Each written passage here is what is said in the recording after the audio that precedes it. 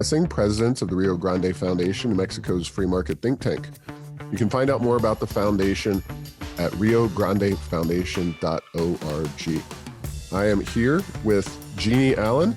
She is the founder and CEO of the Center for Education Reform. Welcome to Tipping Point, New Mexico, Jeanne. Paul, how are you? Great. Education reform is certainly a hot issue these days, especially considering all of the it has done to education and the children in our schools, and really just the massive shift we've seen. Obviously, education reform and school choice are big issues to begin with, but I think a lot of families are really dealing with some challenges right now with the virus and whatnot. So we've been talking a lot about this issue on Tipping Point, New Mexico. And before we really get started with the interview, can you talk about yourself and your organization briefly, and kind of what your philosophical underpinnings are with regard to education? Sure, Paul. Thanks so much for having me. So the Center for Education Reform is 27 years old, in fact, this month. Founded in 1993 to help bring about excellence and accountability in America's schools, primarily through some key tenets that are just as important today as they were then, which are freedom, flexibility, and the opportunity to drive the education that best meets the needs of your children or your community. And so we are very much passionate and focused on ensuring that everybody is in the driver's seat when it comes to education. So anything that provides students the opportunity for personalized, non-cookie cutter, not top-down approaches is what we support. And that could be great innovations and schooling in traditional public schools, in charters that have lots of flexibility when they do, and I know that'll come up in our discussion about New Mexico, or further opportunities to have your own private school options, pods, micro schools. And as you said, today, this is a bigger challenge than ever before, because never in our wildest dreams would we believe that we would actually be shutting down an entire system and have to figure out what to do for kids who are closed out of education. So kind of an all of the above strategy is maybe how you describe it in a single sentence, right? Well, opportunity innovation is very broad, and it takes lots and lots of different approaches. But yeah, anything that meets the needs of kids is what we do. Great. And your organization's come out with a couple of very comprehensive recent reports detailing and ranking states on various education issues. The first one I want to talk about is called Parent Power, and that's have the kind of comprehensive approach that you're referring to. You have a map. It's at parentpowerindex.edreform.com, and you show which states are really expanding student opportunities and which are not. We're right next door to one of the states that seems to be doing a great job. I don't see an A in your rankings, but B is a good score, and Arizona is one of your Bs, and New Mexico, unfortunately, is a D. So talk about what this rating means and what it means specifically for New Mexico. Yeah, well, let's start with the rubric first. So first of all, the Parent Power Index is a great interactive tool that we've added to over the years, but it starts with the premise that, again, unless you have information and power, it's impossible to drive change and improvements in education writ large.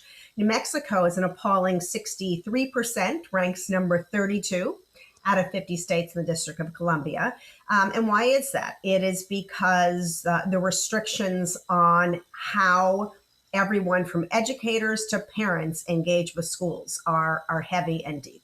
And so whether it be the limitation on whether or not kids and families have choices and options, innovations, we actually rank, and this year was the first time, sort of digital learning, how states did and fared under COVID.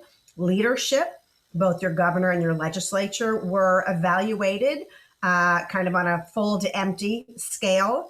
and lots of other factors that drive this overall index. And so there is no A, Paul, as you said, across the country, because frankly, we're not killing it anywhere. B is pretty passable. And Arizona, what's different from Arizona than with New Mexico, and I wish those borders could be erased so you could get a little bit more of it, is you've got district superintendents, charter leaders, private schools, policymakers from both parties, and three of them actually, who are all interested in providing the maximum amount of flexibility to schools, the highest level of opportunity for parents and teachers to innovate, and lots of different kinds of approaches to learning happening.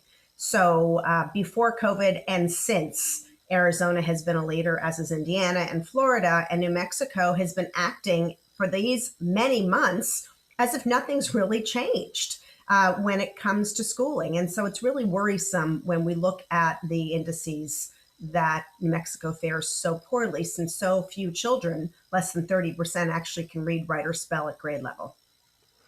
Yeah, we've beat the drum for all of my tenure at the Rio Grande Foundation for Education Reform, and it's highly critical in the best of times. But in this COVID-19 situation, I heard from a city councilor in Roswell, New Mexico, just last night, talking about how a student who had been a football player on the team, all fall sports canceled, kind of lost motivation, recently picked up a DUI, and the life changes and impacts that is going to have for just that one student, but how many students are like that out there. Very frustrating and saddening what we're doing here in New Mexico. Look, if we may, I would like to kind of get your thoughts. You've got 4 different metrics within this index, and because Arizona, is considered a great leader by our movement and by supporters of school choice, and New Mexico is not at the bottom of the barrel when it comes to choice at performance. When you rank performance, we are at the bottom of the barrel, but we're not doing everything wrong, but we're not doing nearly as much as Arizona. So you rank Arizona in your index as a 92% on charter schools. New Mexico's not terrible. We're at 72% when it comes to charter schools. Could you give me an issue or a reform that New Mexico might be able to embrace to get better on charter schools? I mean, we've looked at the charter school law. It's not bad, but it does need some reform in our estimation. Well, it needs change, and I frankly, I think it needs more than reform. It needs some transformation. So look, here's the biggest black mark, if you will, on the New Mexico law, is that all of the authorizing and all of the decision making comes from one body. And the state's authorizer. So for those people who don't follow this closely, and it's hard because you kind of get into these very myopic policy discussions, Paul, as you know. Most parents are just like, well, there's a school system, there's schools. Well, in order to create charter schools, states in their charter school laws created authorizers, which are basically governmental bodies that are given the authority to bring into existence, manage, monitor, and even expand or revoke a charter. Charter is a contract. So when a group of citizens, teachers, leaders, whomever, start a charter idea or concept and propose a charter, they have to go to this particular body. And over time, what's become clear is when there is an authorizer or this governmental body to approve charters that's directly connected with or part of the education department, the state education department, or the state board of education, then they tend to manage and regulate chartering as if they're just traditional public schools. So instead of asking the question or evaluating, hey, how are you doing things differently, or can you be successful by us giving you more freedom and innovation, they tend to pull back and be as bureaucratic as the system charters were intended to replace, right? So it's a long-winded way of saying it's just really important. Charters are supposed to be locally controlled by their governing board, able to turn on a dime. By the way, during COVID, it was charter schools who were able to respond more quickly, adapt, deliver everything from Chromebooks to packets of paper to students' homes, and are still killing it compared to traditional public schools. But charters were created as a way to get around these big bureaucratic, systems. And so you've got some phenomenal charter schools who have to beg to expand. One of them is Moss, Charter School of Excellence, that you might know about, and Albuquerque. And they've been denied expansion. They've been denied a second site because people are sitting in the state, even though they're highly successful with poor kids, people sitting at the state saying, well, we don't really need that. State education departments prefer and only really understand districts. And so Arizona has an independent board for chartering. They also allow universities to partner to sponsor charters. New Mexico needs to improve its authorizing by adding an independent authorizer that basically is not like the fox in the henhouse. I couldn't agree more. That is definitely one of our critiques of New Mexico's charter law. Now, Arizona ranks 92% for choice programs. New Mexico ranks 50% or is listed at 50%.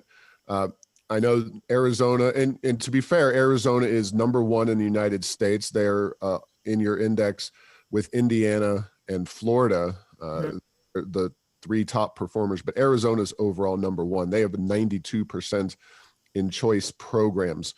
What does that mean in your index? So, Paul, in Arizona, having a wide degree in a number of different kinds of programs that parents can take advantage of for their students is vital.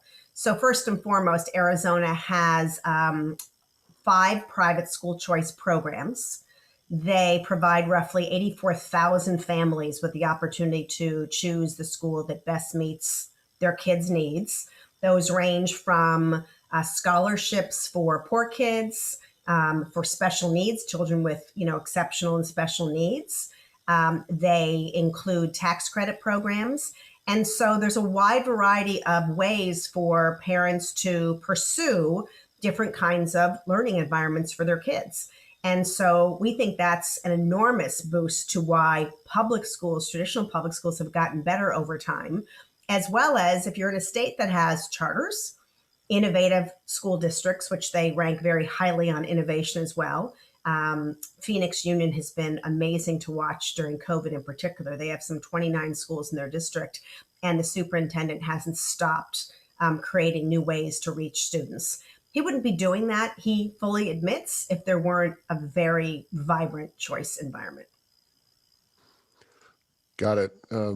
And teacher quality, something that Arizona, quite frankly, relative to their other scores, doesn't exactly perform highly on. Talk about teacher quality. New Mexico actually exceeds Arizona in the area of teacher quality. How does that metric work? Well, so teacher quality is really interesting. The National Council on Teacher Quality is an organization that has primarily ranked dozens and dozens, and they do some phenomenal analysis that's worth really digging into, nctq.com.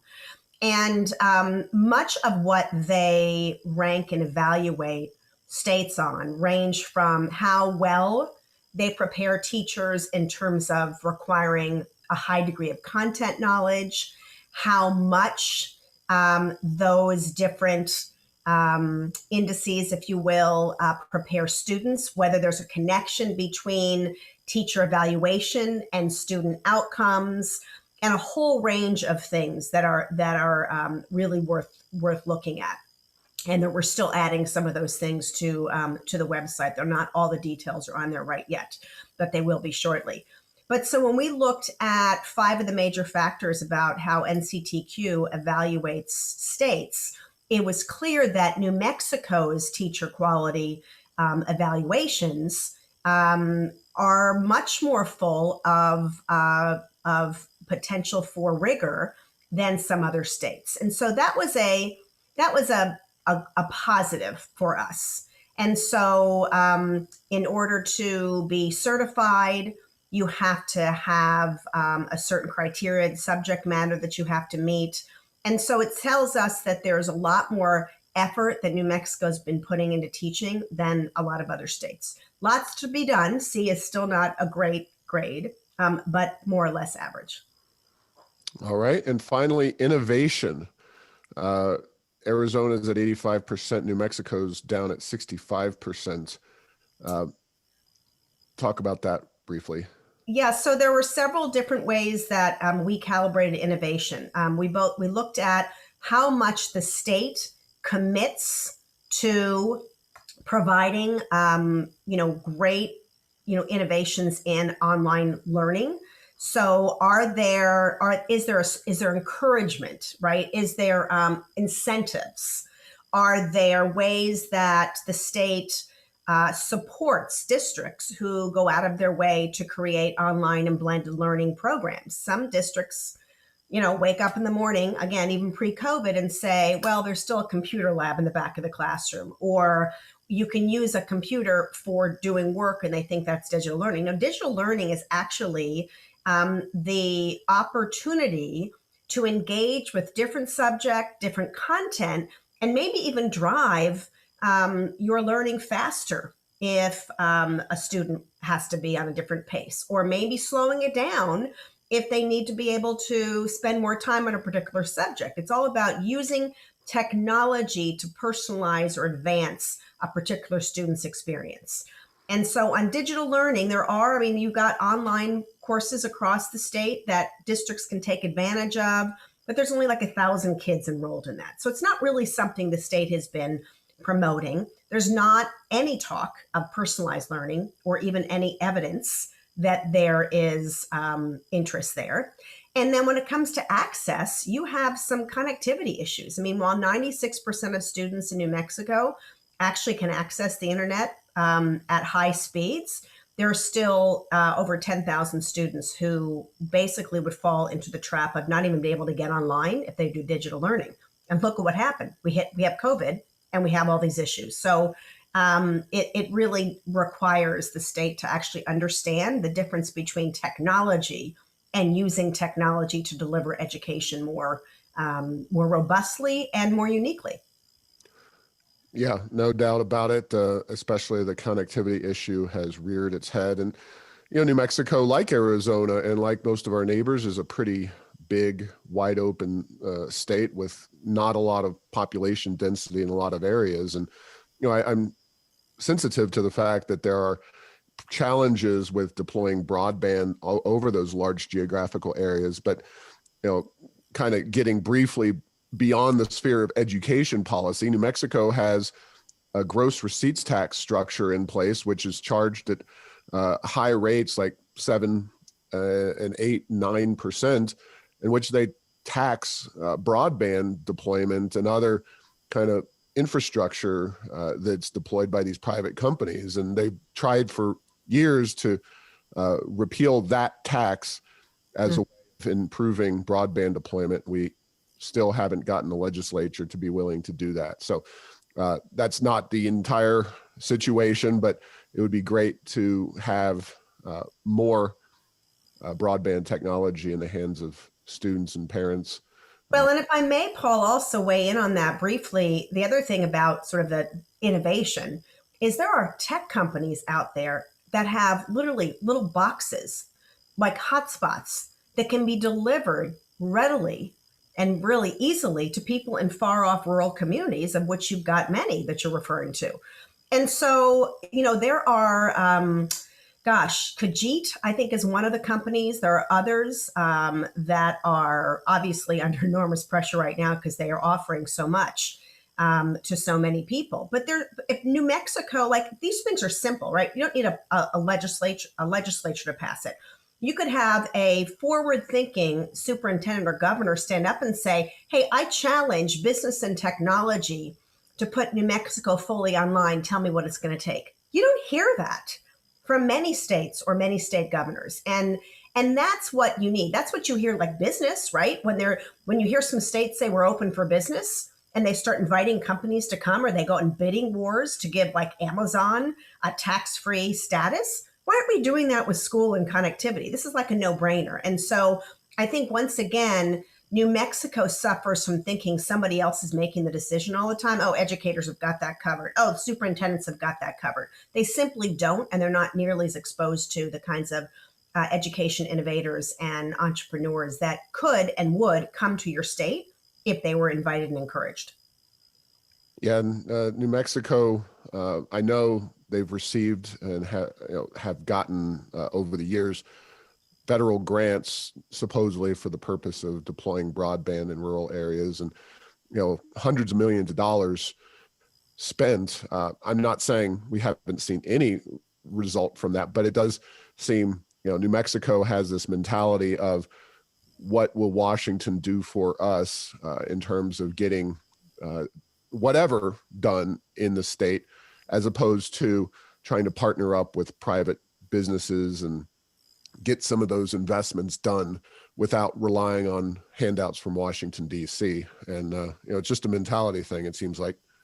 It really is. And, I think the silver lining to COVID, if you will, it's hard to say there's a silver lining, but the silver lining is that the deficiencies have been really exposed.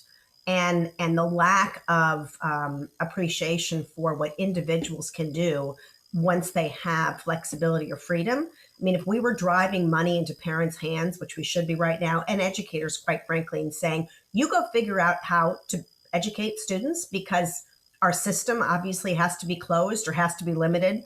But if you give people the opportunity to make decisions about how to spend their money, they're going to buy their hotspots or find ways to deliver education. They're going to create schools and learning opportunities that most reflect the needs of students. And they're going to make sure their information is transparent so that they can, in fact, make good decisions.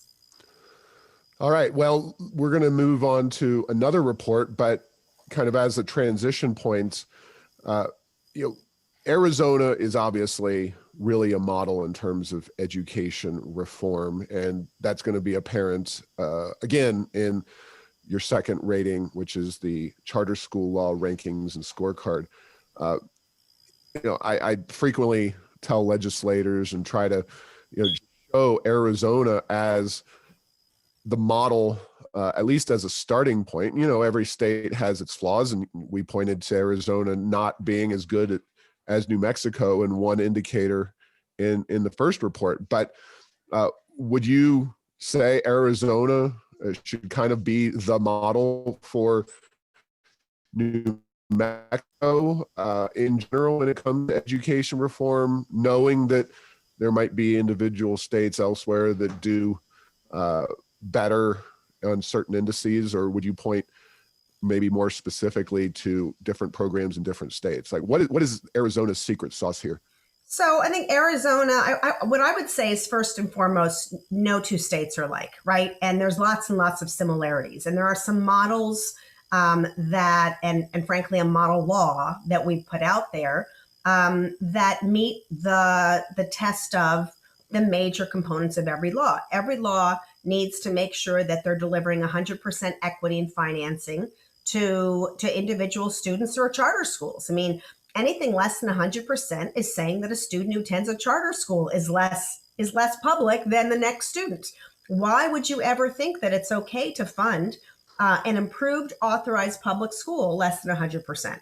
So we start there. Now, Arizona is not 100% either, but it's a lot closer, and they support facilities than New Mexico. Authorizing, we spoke about having more independent authorizers that can help bring into existence this concept of charter schools. Again, the idea of having a charter school law is not to say, oh, we're only going to have less than 100 when you've got so many students across the state who are really needy. And frankly, when you have lots of examples of so much success and innovation going on. So number of schools allowed, different kind of authorizers, equity, and then fiscal and operational autonomy. The crux of the matter is, without having a high degree, if not complete autonomy to make decisions where you don't have to go back and ask a permission from a board or an authorizer on a regular basis, you can't have the kinds of innovation you need. And so I would look to not just Arizona, I would look to Indiana, where they've got also much of this. Washington, D.C. funds its students. We have more than almost 50% of students in Washington, D.C. in charter schools. What has that done? It's not only created an incredible amount of force to push the traditional district to improve, but it's created new business opportunities in the city. We went from an economy and a city that wasn't safe, that nobody wanted to go more than like 4 blocks outside of a capital 25 years ago, to a vibrant city where education is considered par excellence in most communities. Still lots and lots of communities to be addressed, but they have high degree of autonomy, almost 100% funding, and a very unique authorizing situation. I would only push back slightly in the sense that Arizona, being joined with New Mexico pre-statehood, having many of the same kind of challenged populations, and also spending quite a bit less per pupil than New Mexico.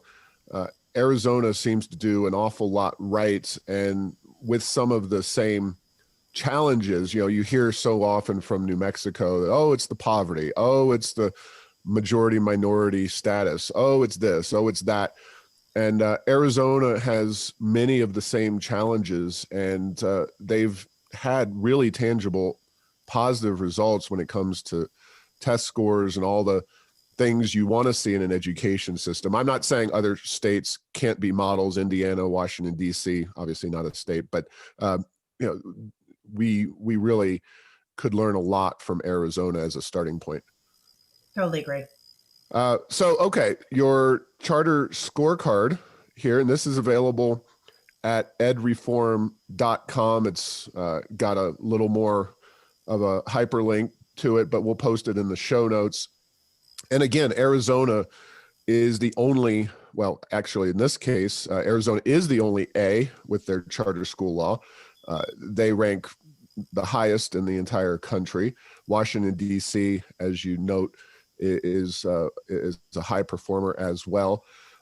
New Mexico is I would call them a gentleman's C. We're at the low end of the C list in terms of our charter school law. And I know you talked extensively about having multiple authorizers, but this report really goes into a lot of kind of a deep dive, if you will, in terms of how charter schools are authorized and operate, and how really effective they can be in providing an alternative to the traditional school system. So, just talk broadly about this particular index and means. So just in general, we do these two things: charter school evaluations we've been doing for many years, since the late 1990s, when maybe 5 years into the core of the charter school movement. And it was to give both policymakers and parents a guide to what you need to do to create a law that actually results in the intention, creating charter schools. And then over the years, we have honed it and continued to evaluate not how laws or how states do against our own law, but how well they do in bringing about a plentiful supply of great public school options called charter schools. And so, we comb through what the law says, and over time, your laws and your regulations that lots of people never see, by the way, Paul, as you well know, begin to be more and more constrained, begin to be more effort to rein in the freedom that charter schools have. And sometimes the schools don't feel it for years. So we make a really determined effort to look into see what's been actually regulated into existence. And then there's behaviors. And so, look, this is not stuff that, again, any of us grow up as students understanding that there are all these laws out there that actually dictate what goes on in schools. But the whole point of charters is to not dictate, to give, again, independence to people with accountability to create models that parents choose to send their kids to, that teachers relish being professionals in, and that leaders want more of. And so when these things don't happen in charter school laws, just like the Parent Power Index, when your state doesn't offer all these things, there's really only two reasons. One is a lack of awareness, And lack of awareness breeds apathy. So what's the opposite? The corollary to lack of awareness? Information. So information's power, hence parent power. And the second one is it's intentional. And unfortunately, more times than not, for all of your listeners and viewers out there, it's intentional that we're not changing the traditional education system to be less bureaucratic and more parent and student centered. It's intentional when education associations and unions, school boards associations, not necessarily the rank and file school boards, when certain politicians and certain actors at state boards of education and in departments of education try to keep the system looking exactly like it did 100 years ago, or at the time of New Mexico's founding. It's intentional that they want to protect their turf, and they actually believe that they know best. We don't believe that. Parents know better, and educators know better. And the more we put them in the driver's seat to drive the power to change what's happening, the more likely they are to excel. And if they excel, our students excel. And that's really at the heart of why we put innovation and opportunity together. Those two things, when they are available in most expansive ways, yield results. Now, you mentioned states that pass charter school laws early on and get kind of frozen into that structure without updating and advancing their charter school laws. Now, charter schools have been under attack in New Mexico in recent years, and I'm sure you're seeing this across the country, but it is interesting. The first data point you have listed on this page with your rankings shows the year the law passed, and Minnesota led the way back in 91. California came along in 92, but then New Mexico was part of a pretty big wave of states back in 93 that passed charter school laws. And I know we've had some tinkering along the edges in terms of our law, but we've kind of had a pretty consistent, similar law in place since 93. And I know other states are really updating and innovating and changing their laws and improving them. And it seems like New Mexico has, if anything, regressed a little bit in its charter school law over the years. Yeah, that's absolutely right. There have been states that have gone back and created pretty substantial amendments and changes, learning from what they have seen. And by the way, this is not it's not a partisan thing. I mean, you've had Republican governors who didn't revisit this. You've had Democratic governors who haven't revisited it. There's not as much urgency in among the people of New Mexico. There needs to be. Obviously, organizations like Rio Grande Foundation and your efforts to promote what's happening out there can really help change that. And so we're grateful that you were there, Paul, and that there's so many people on the ground pushing. But really at the core of parent power is also people should exercise that power. And so go out and vote, right? People should need to go out and look and start evaluating their state legislators in particular and their governor on how much he or she really work on their behalf. And don't assume just because they're pro-education or they say they love children or they kiss babies in public that they deserve your vote. They don't deserve their vote unless you're getting the money down to the school level. That flexibility and freedom are going to educators, that parents are having options, and that we're holding everybody accountable for whether there's excellence. Yeah, well, thank you very much for your time today, Jeannie. I appreciate those encouraging last words, and I know you've got a flight to catch this afternoon, so we'll have to leave it there. And if you want to find out more about Jeannie's organization, the Center for Education Reform, go to edreform.com, and I'll also post links directly to the couple of surveys that we talked about in this podcast.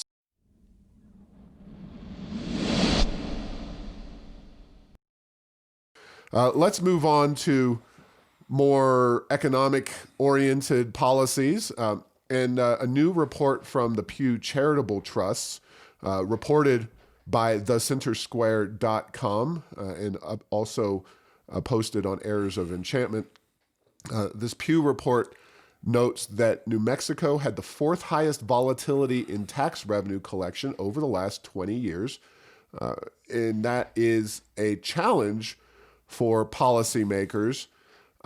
we note in our blog post, this isn't something the Pew or even the Center Square noted, but the challenge, I believe, is that it's because, well, we have oil and gas, and that is something we over-rely on, 40% of our budget, well documented.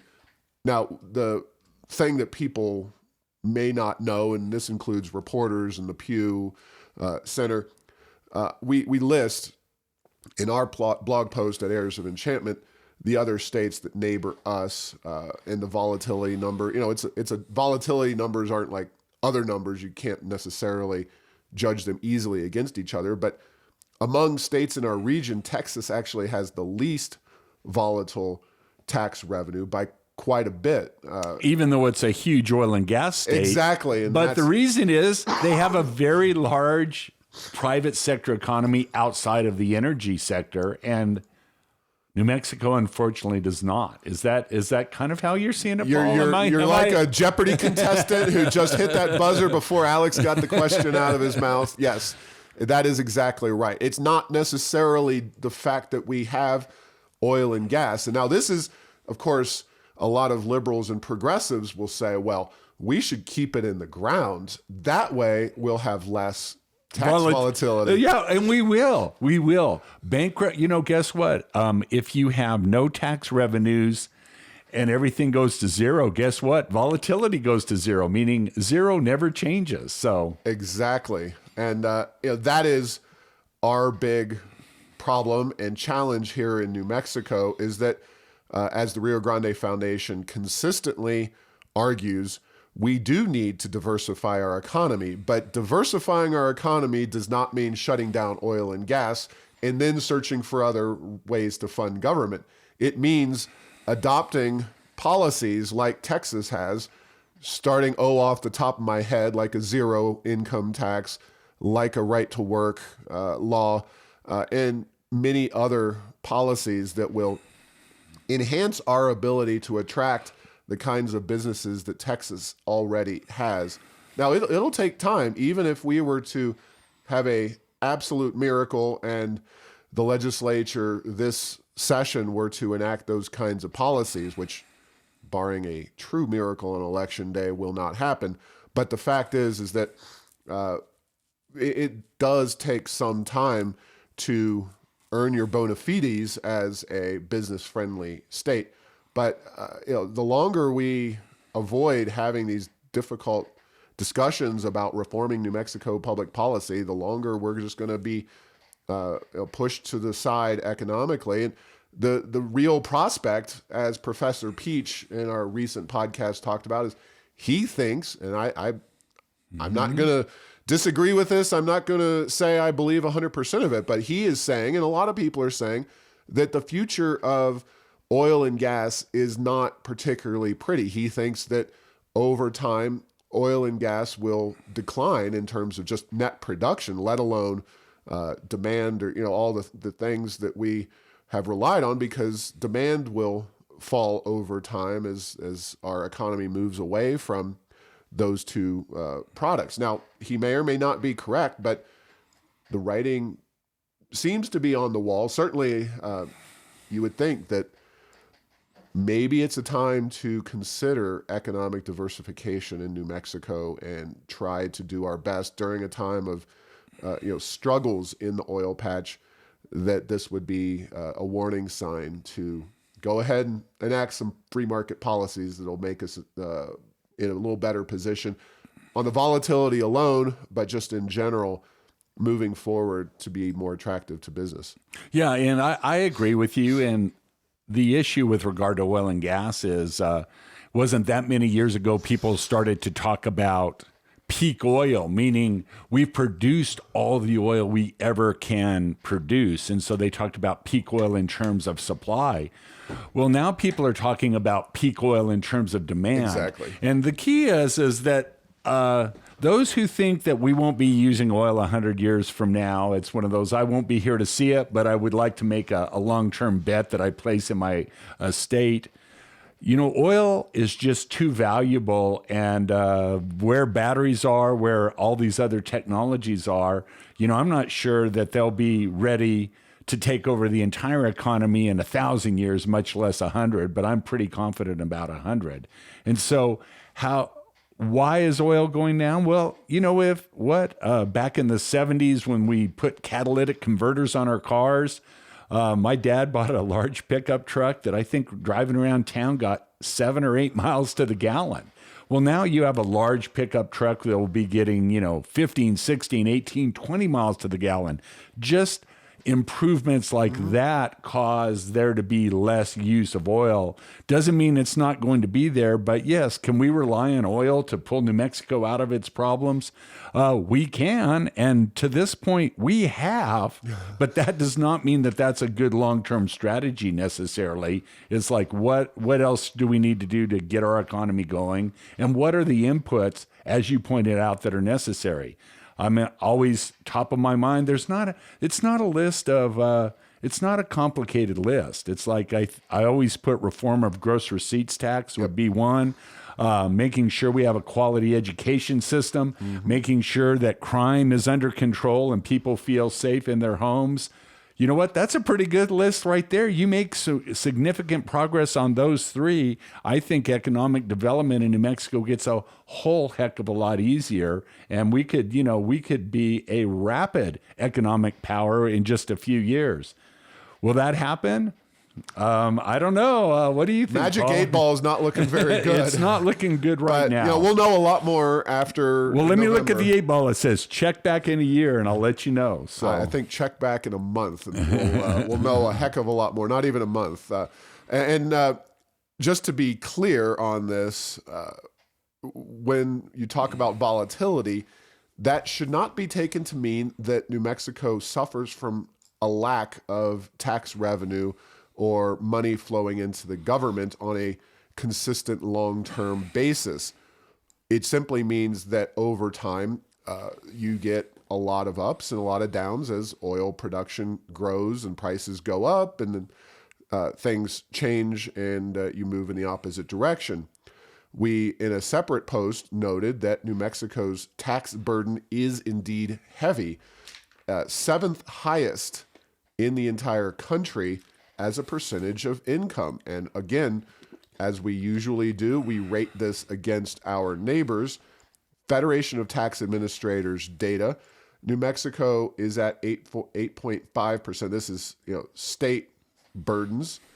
You can go to state and local, and you won't find much of a difference. New Mexico has high tax burdens as a percentage of income across the board.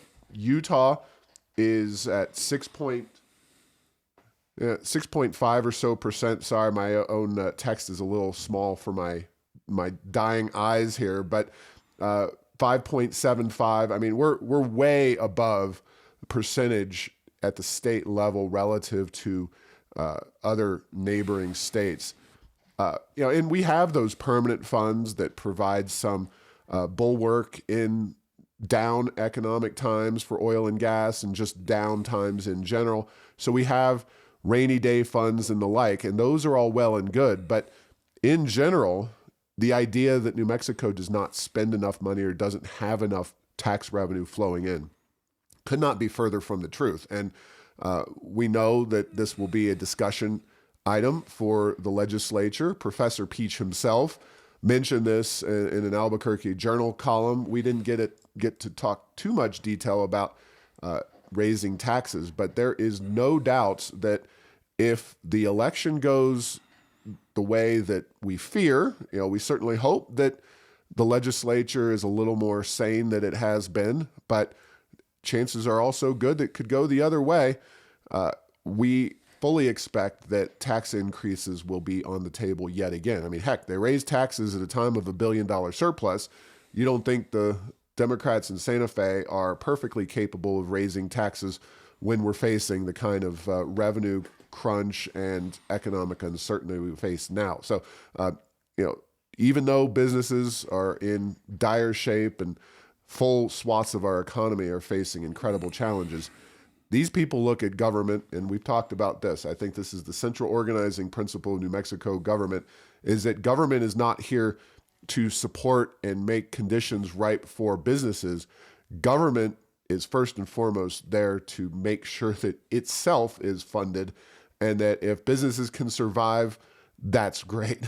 Yeah, well, or that's at least okay, but that's not the point. Well, Paul, I have a couple of observations. One is the difference between reserves and permanent funds. And so the permanent funds of New Mexico are dedicated for certain purposes, from severance taxes and from mineral production and other revenues, almost all oil and gas on state trust lands.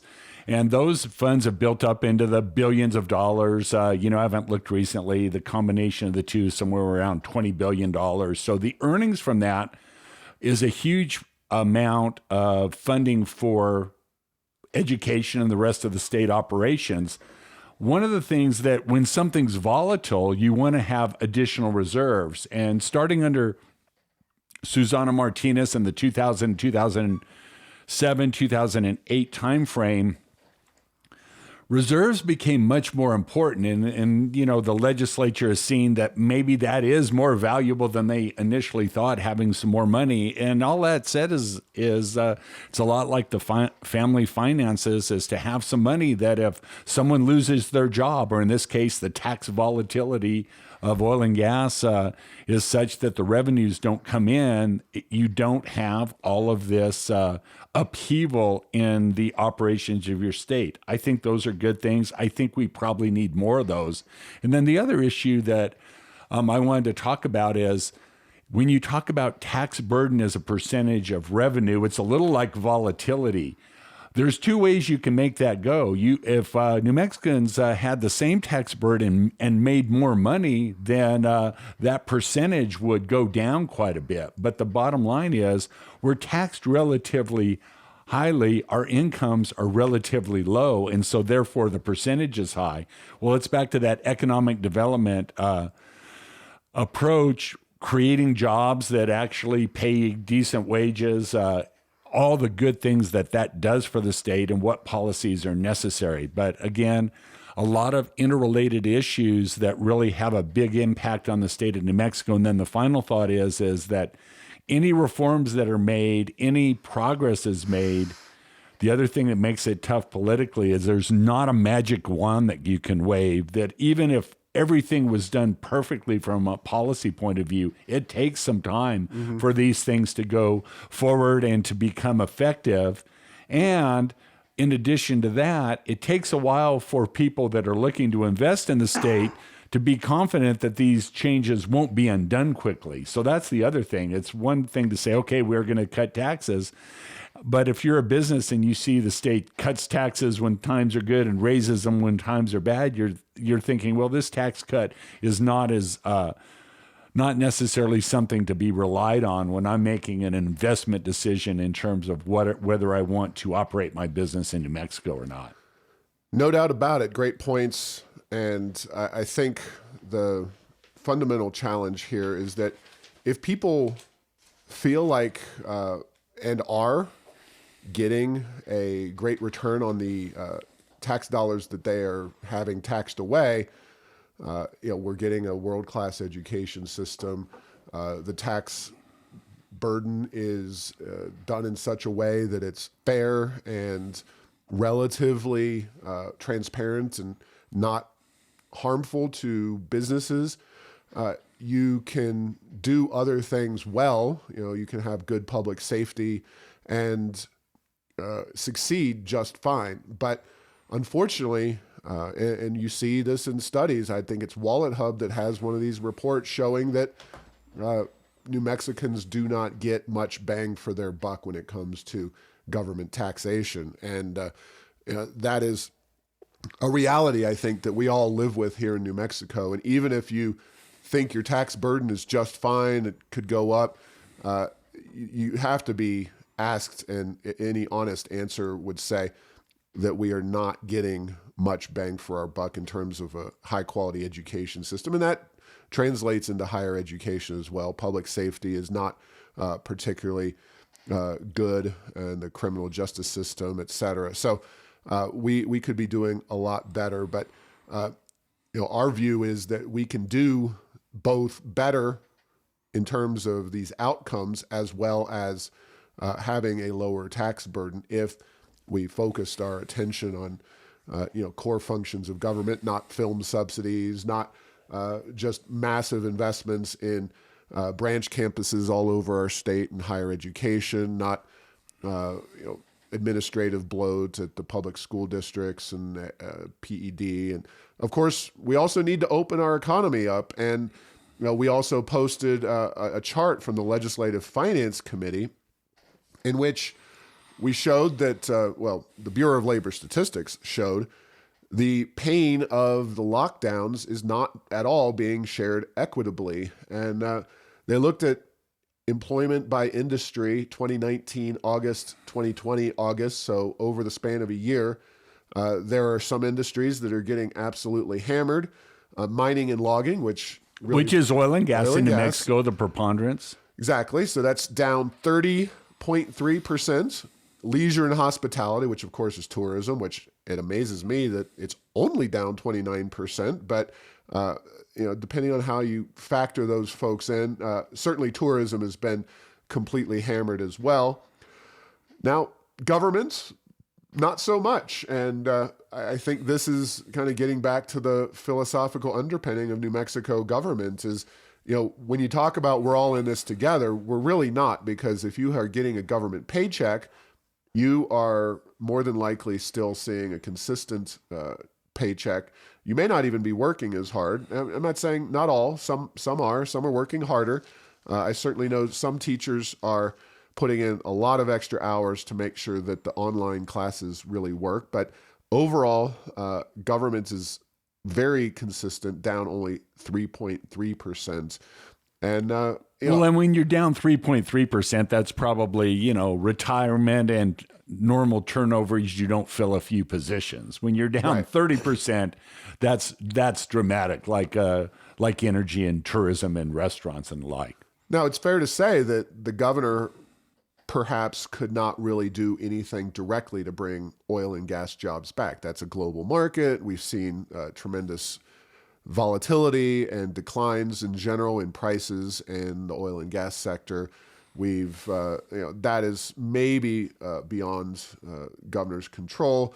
Leisure and hospitality, of course, that is largely under her control. And I think there are, from the quarantine to the cancellation of major events, there are a lot of ways that she could have mitigated against some of the harms of those policies. But it is worth noting that the unemployment rate in our state in general, this is according to a Wallet Hub report. So looking at the start of 2020, so January 1, 2020, New Mexico has had the second least amount of recovery in its unemployment rate. We are 50th. I think they lumped the District of Columbia in there. Only Florida has experienced a more challenged recovery than we have here. And since the same week last year, so this was, I think, a week in early October, New Mexico is 47th overall. Massachusetts, Georgia, Indiana, and Kansas are among the slowest to recover unemployment-wise. And it's worth noting that New Mexico is consistently one of the higher states, especially during the recent, kind of booming economy. We suffered greatly for much of the Martinez years. We talked about the unemployment insurance issue and kind of the sluggishness of our state level economy, which really only kicked into high gear upon the election of Donald J. Trump and the energy market boom and all the success we had.